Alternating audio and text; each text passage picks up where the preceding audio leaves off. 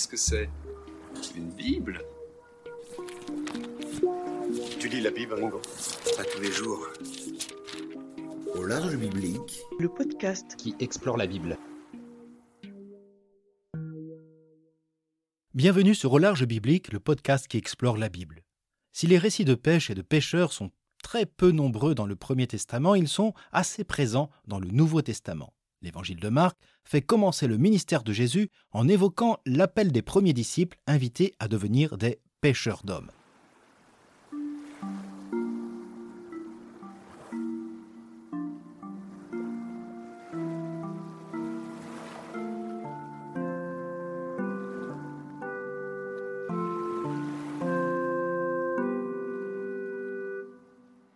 Pour ce passage, j'aurais pu prendre la version de Matthieu, qui reprend quasiment le texte de Marc que nous allons écouter, et le situe lui aussi au tout début du ministère de Jésus.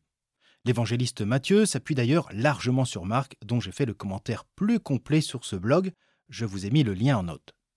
Comme je le disais, le récit de l'appel des pêcheurs se situe au début du ministère de Jésus et vient juste après la mention de l'arrestation de Jean le Baptiste.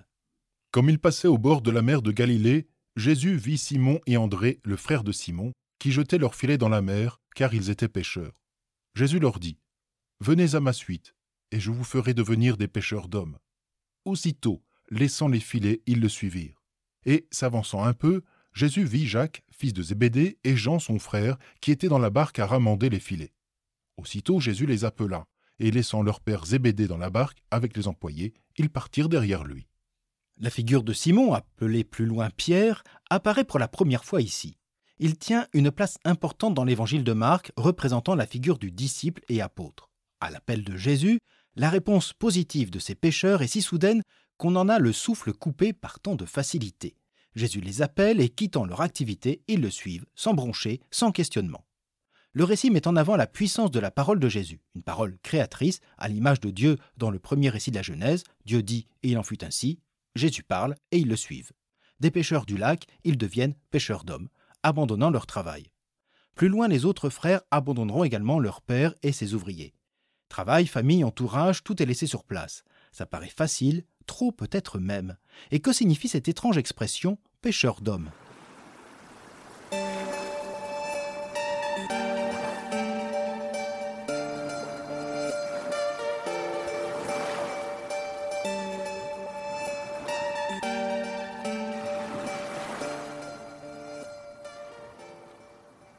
Si vous avez écouté l'épisode précédent, vous êtes maintenant capable de comprendre ce que « pêcheur d'hommes » signifie.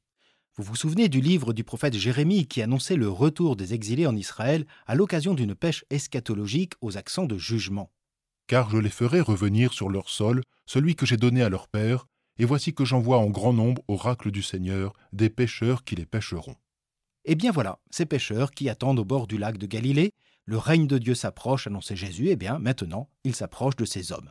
Le temps est accompli, alors la période de l'activité halieutique prend fin pour devenir la pêche du Seigneur, celle de l'Évangile et de la fin des temps. Je ne dis pas que les 4 premiers disciples ont saisi en ce sens l'appel de Jésus, mais Marc veut d'abord faire passer ce message à ses lecteurs. Avec le Christ, la pêche du Seigneur, venu rassembler et sauver son peuple, vient de commencer. Et ses disciples, qui deviendront ses apôtres, en sont les collaborateurs, ces pêcheurs d'hommes auxquels faisait référence Jérémie. L'appel des disciples résonne donc chez Marc comme la sonnerie du jugement dernier. C'est un temps nouveau qui peut commencer. Et ce temps nouveau appelle à une vie nouvelle, comme le suggèrent ces disciples qui quittent tout pour le suivre. Même si l'Évangile nous fera retourner dans la famille de Simon-Pierre, ainsi que sur le lac, son ancien lieu de travail, et aussi en barque ou encore avec ses compagnons. Mais avec ces 4 premiers disciples pêcheurs, il y a dans le texte un élément récurrent qu'est le filet.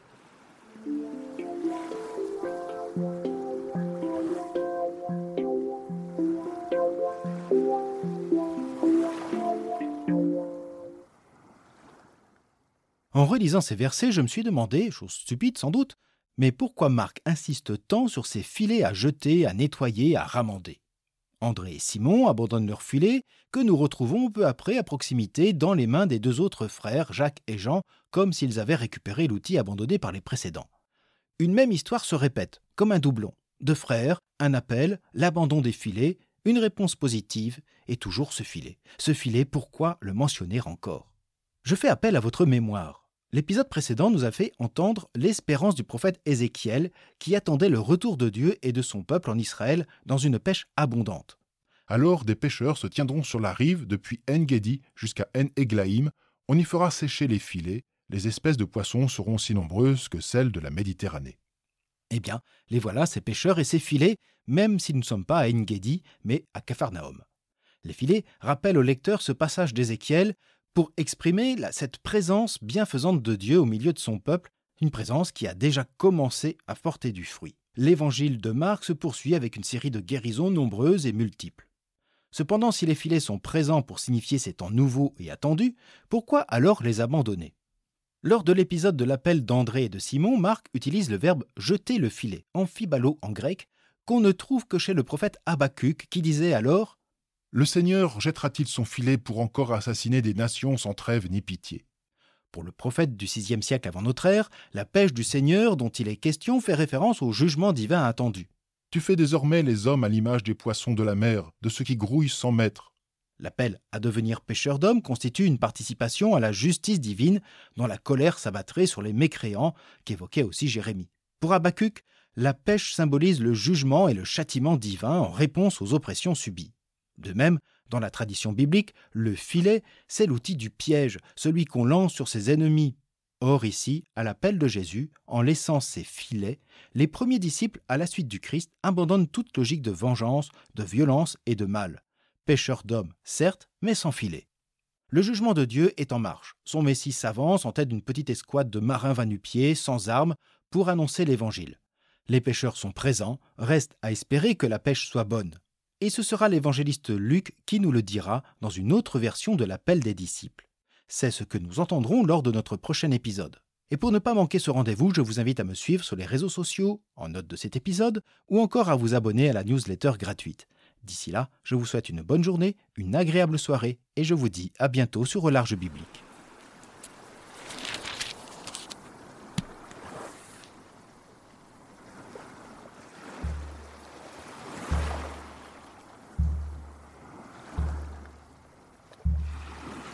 Au Large Biblique est un podcast créé et animé par François Bessonnet, prêtre et bibliste.